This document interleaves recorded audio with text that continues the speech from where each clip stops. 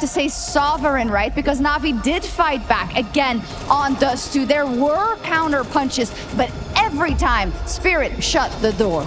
Yeah, you got to give it to Na'Vi for obviously giving us a game, and you got to give it to Spirit for withstanding the pressure. I agree with you, Shox. It goes both ways. I agree with Sontex as well. It's not like it's a new thing for Spirit either. They tried it before. They've been tested in this arena before. And overall, I think this second map on Dust 2, that was worthy of a grand final. That was worthy of a game between Na'Vi and Spirit. I'm happy we got to see it, and I also do think we saw the better team win. So overall, there's no really arguing. Na'Vi weren't on par today. They weren't as good as in the group stage. In Spirit, they stepped it up a notch. Oh yeah, absolutely they did. And I mean, it kind of comes to show you like those slim margins, especially when you play each other so much down the stretch, like different timings on flanks towards long. You got to say, if you came in today saying, you know, like thinking that, you know, as so much it's presented and how easy it is to fall into the trap of saying it's the Donk show, today we had Zontix in the first map. Second map, we had Shiro next to Donk for most of it, but really the highest impact came from Magix down the stretch. You want to talk about overtime? Dry peeking wonderful at the long corner, instant headshot kill, opens things up. 2 rounds later, dry swing off catwalk, instant headshot, boom.